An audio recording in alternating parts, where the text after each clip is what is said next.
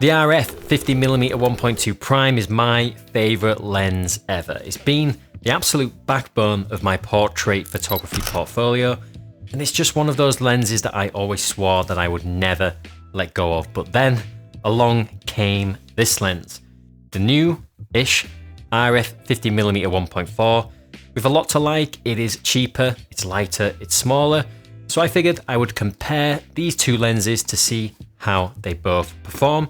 And I'm also gonna include the nifty 50 to find out which 50mm prime on the RF mount is the one for you. And as always, I'll share all the raw files from the video so you can download them and make up your own mind. Let's get started by comparing the rendering between the three lenses and look at the kind of background separation you get on each of these lenses wide open.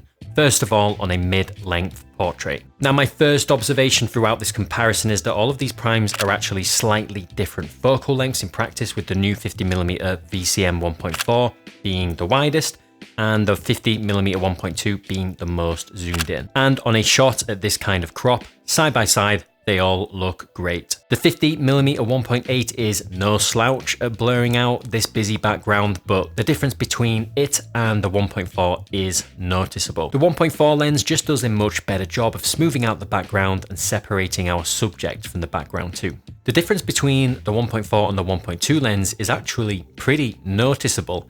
The 1.2 is just giving us a bit more pop, and we're kind of starting to get a bit of a swirling effect to the bokeh, which I absolutely love. It makes the shot all the more dreamy looking. And if we zoom in to highlight the bokeh, looking at the flowers at the top of the frame, I was kind of surprised how the difference between the 1.4 and the 1.2 lens seems about the same amount of difference we're seeing between the 1.8 and the 1.4. The 1.2 just really smooths out the background, and the focus fall off between the subject and the background is beautiful. But without paying this kind of close attention, is it really that easy to see the difference? And is 1.2, for example, really that noticeable? Well, let's find out. I'll give you 5 seconds or so, and be honest, tell me which of these shots you think is the 1.2 lens. Leave a comment down below and I'll let you know if you are right. Okay, let's now repeat the comparison, but with full-length portraits. And on a full-length portrait, as we work through the lenses, the differences are a lot more subtle in my opinion. And putting all of the shots side by side really highlights this, because at face value, all of these shots look great, without an enormous difference in background separation. Zooming in and focusing on the bokeh with the 1.4 lens on the left and the 1.8 prime on the right, now we see the differences a little clearer, especially in the spectral highlights. And these are the really bright bokeh balls of light that are poking through the tree to the left of the model.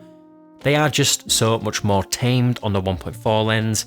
They look a lot more harshly rendered on the 1.8 lens. Keeping the 1.4 on the left and now with the 1.2 on the right, looking at the same areas of the frame, the 1.2 just takes everything a step further, really smoothing out and taming those distracting highlights. And in general, all the edges of the out of focus areas are a lot more smooth and pleasing.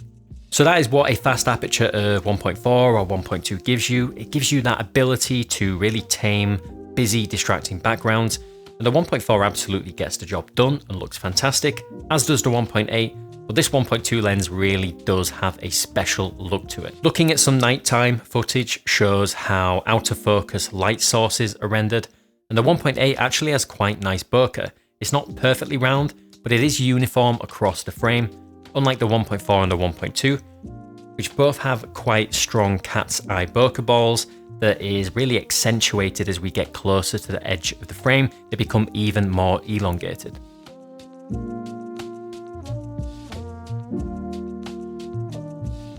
But what about sharpness? Let's take a look. I took some headshot portraits on each of these lenses wide open, focusing in on the eye to see just how sharp these three lenses are at their widest aperture. And at face value, you don't really notice a huge difference without really zooming in. But side by side, zoomed into 300%, all wide open, in the center, we can see that the 1.8 prime just lags behind the others a little bit in terms of central sharpness and contrast. And considering the cost, that is totally fair and expected. The difference between the 1.4 VCM and the 1.2 USM lenses is much harder to call. So let's take an even closer look at these two. We are now zoomed into a crazy 600% now totally unreasonable amount of pixel peeping. And I go back and forth, to be honest, on the winner between these two.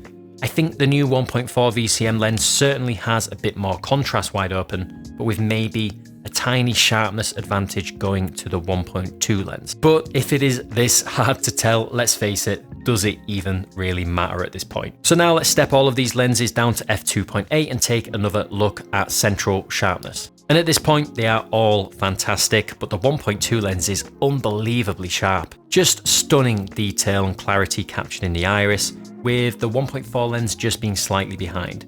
Both now are pretty even in contrast.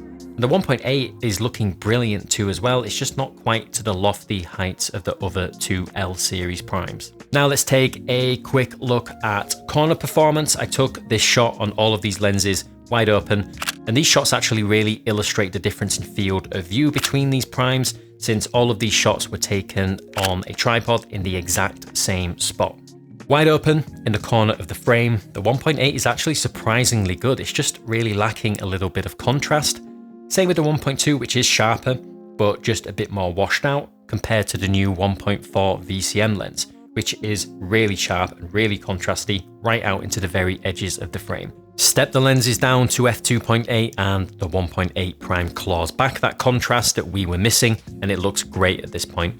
It is just slightly behind the 1.4 lens, and the winner in the corners is at 2.8 is the 1.2 USM lens, which at this point is just razor sharp edge to edge. So it's a pretty close duel between the new 1.4 VCM lens and the 1.2 prime, with the new 1.4 lens being a little bit sharper wide open across the frame generally, whereas the 1.2 seems to really excel in the center of the frame, but drops off a little bit as we move out to the edges, at least in comparison to the 1.4 prime. And the 1.8, please don't think that I am bashing this lens in any way, because without comparing it to these two super expensive L series monsters, it is actually a really great performing lens when you consider its price and its size. Let's take a quick look now at lens corrections.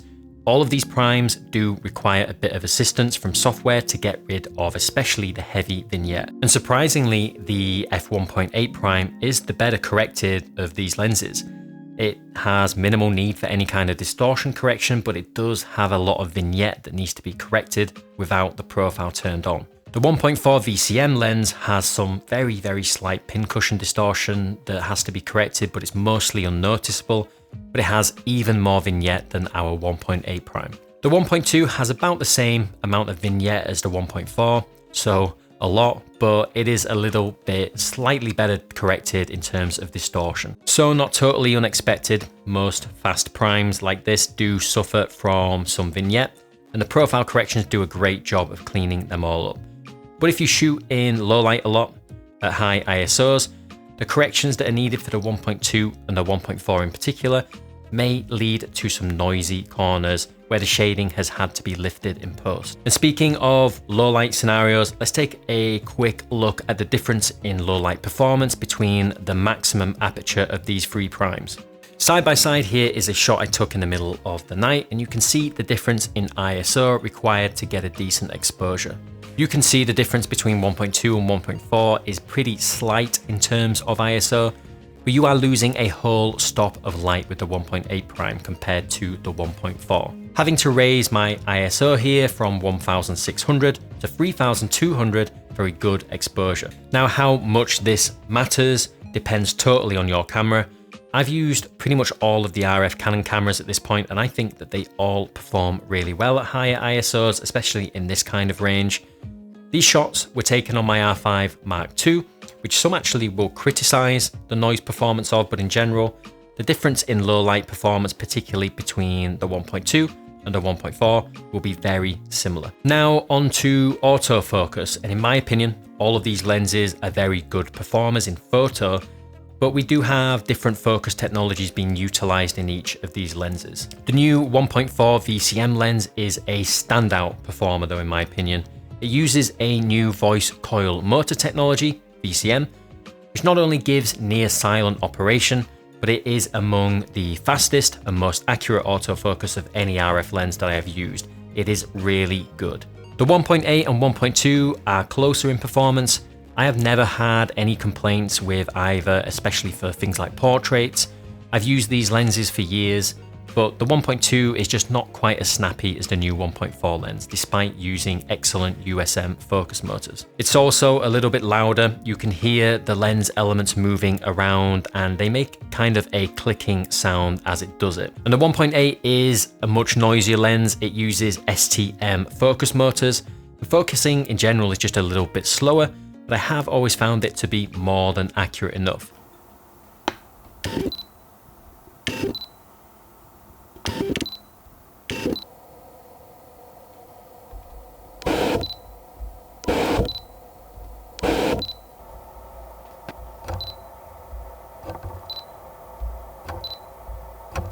And the focus benefits of the RF 50mm 1.4 VCM carry on into video as well, where focus breathing is practically non-existent. Here it is side by side with the 1.2 USM lens, which does exhibit quite a bit more focus breathing in comparison.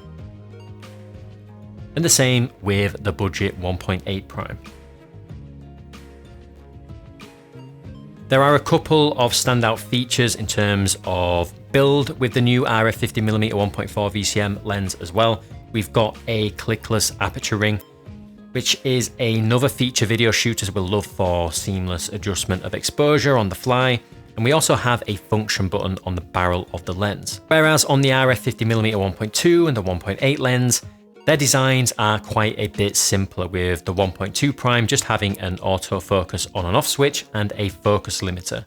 The 51.8 doesn't have a dedicated focus ring, there just isn't room for it. There's just a single control ring with a switch to change its function and a AF on and off switch. Both of the L series lenses are weather sealed, but the cheaper f1.8 STM prime is not. On camera, the f1.8 lens is practically unnoticeable at only 160 grams. It's really comfortable to use for long days thanks to its small size and weight, and it is particularly great on smaller camera bodies like the Canon R8 for example. The 1.2 is the polar opposite. It's quite large, weighing in at 950 grams, but for a larger lens like this, I've actually never really found it to be uncomfortable.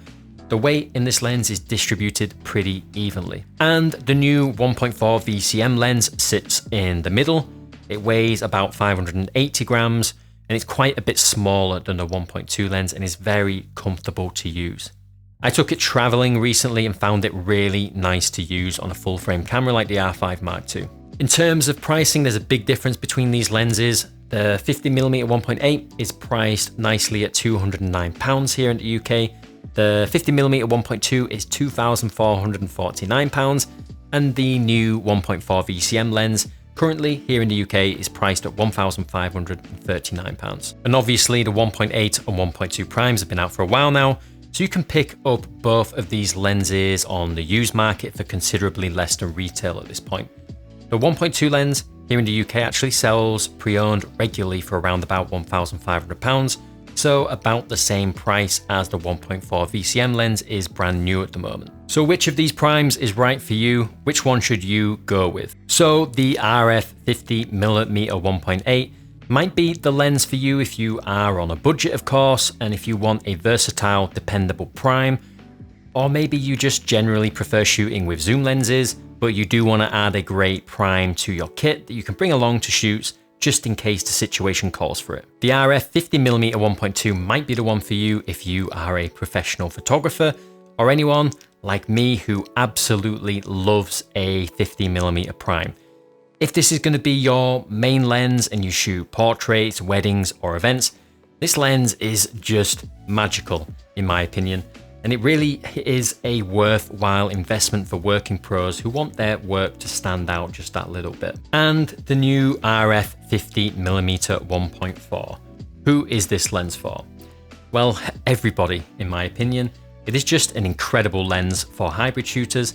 Anyone who not only needs exceptional photo image quality, but pro results in video too, and save a little bit of money compared to the 1.2 as well. This lens will really suit somebody like me really well, who needs great results in both photo and video, thanks to the minimal focus breathing and other video-centric features that up until now we would really only ever see on cinema lenses from Canon. But what do you think? Which of these lenses would you add to your kit? Let me know in the comments below, and don't forget, you can download all of the raw files from this video and take a look at the results for yourself. Thank you guys so much for watching. I really appreciate it. Hopefully this video was useful, and I will see you all in the next one.